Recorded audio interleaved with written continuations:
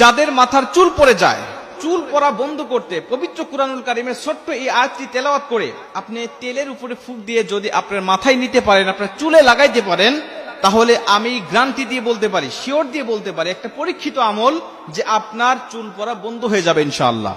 আপনার চুল পড়া বন্ধ হয়ে যাবে, কারণ পবিত্র কুরআনুল কারীমের মধ্যে সমস্ত শেফা রয়েছে, সমস্ত রোগের মহা ঔষধ হলো এই পবিত্র কুরআন। আল্লাহ পাক বলেন ওয়ানুনাজ্জিলু মিনাল কুরআনি মা হুয়া শিফাউ ওয়া রাহমাতুল লিল মুমিনিন। এই কুরআনটা হলো আমাদের জন্য রোগের শিফা হিসেবে আল্লাহ পাঠিয়েছেন। আপনার যদি চুল পড়ে, এটা হলো আপনার একটা রোগ, এই রোগটা পবিত্র কুরআন আপনাকে ভালো করবে, আপনাকে রোগ থেকে আপনাকে মুক্ত করবে।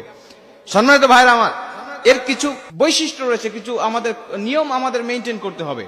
প্রথমে আপনাকে আল্লাহর উপরে অগাধ বিশ্বাস রাখতে হবে যে আল্লাহ পাক আমাকে অবশ্যই এই রোগ থেকে পবিত্র কুরআনের উসিলায় আমাকে হেফাজত করবেন, আমাকে মুক্তি দিবেন।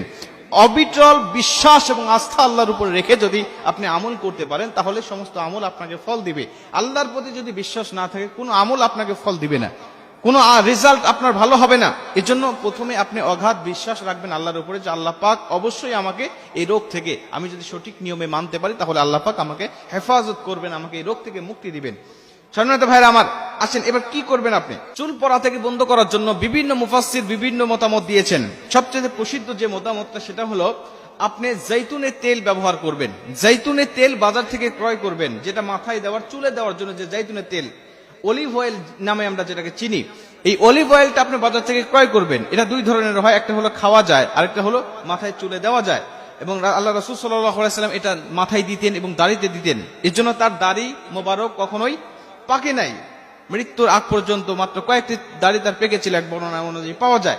এজন্য এটা আপনার মাথায় দিলে আপনার মাথার চুলও সহজে পাকবে না।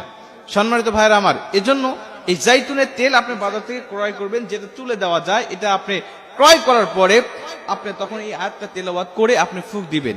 তবে যারা জাইতুনের তেল ব্যবহার করেন না, অনেক মা বোনেরা আছেন যারা অন্যান্য ব্র্যান্ডের তেল ব্যবহার করেন, তারা অন্যান্য আপনারা নিজেদের পছন্দ অনুযায়ী যেটা ব্যবহার করেন সেই তেলটা আপনারা নিবেন। তবে জাইতুন ব্যবহার করতে পারলে ভালো, না হলেও সমস্যা হবে না। পুরুষ ভাইরা যারা আছেন তারা জাইতুন ব্যবহার করবেন অবশ্যই।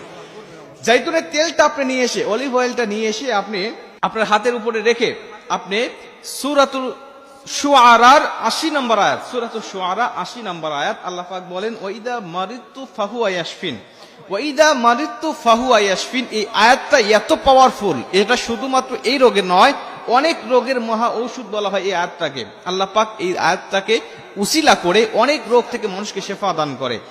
ওয়াইদা মারিতু ফাহুয়া ইয়াশফিন, এইটা এই আয়াতটা আপনি তেলাওয়াত করবেন। তবে এটা তেলাওয়াত করার আগে অবশ্যই আপনি আল্লাহর কাছে ইস্তেগফার পাঠ করে নেবেন এবং কয়েকবার দরুদ শরীফ পাঠ করে নেবেন। দরুদ ইব্রাহিম আপনি কমপক্ষে ৩ বার পাঠ করে নেবেন। ৩ বার পাঠ করার পরে আপনি ওয়াইদা মারিতু ফাহুয়া ইয়াশফিন ৭ বার পাঠ করবেন। একবার করে পাঠ করবেন, একটা করে ফুঁক দিবেন, একবার করে পাঠ করবেন, একবার করে ফুঁক দিয়ে ৭ বার আপনি এই তেলটা পাঠ করে ফুঁক দিয়ে আবারও কয়েকবার দরুদ শরীফ পাঠ করে নেবেন। এরপরে আপনি আল্লাহর উপরে ভরসা রেখে আপনার মাথায়, আপনার চুলে অথবা আপনার দাড়িতে আপনি এটা মাখবেন ইনশাআল্লাহ। আশা করা যায় যে আপনার চুল পড়া বন্ধ হয়ে যাবে ইনশাআল্লাহ। কারণ অনেক ভাইয়েরা এই আমলটা করে তারা ফল পেয়েছেন, তারা বলেন হ্যাঁ হুজুর আমাদের মাথার চুল পড়া বন্ধ হয়েছে, আমাদের দাড়ি পড়া বন্ধ হয়েছে। কারণ এটা হয় ভিটামিনের অভাবে। অবশ্যই আমাদের ভিতরে যে ঘাটতিটা রয়েছে এটা আপনাদের পূরণ করতে হবে। চুল পড়ে বিশেষ করে ভিটামিন ডির অভাবে।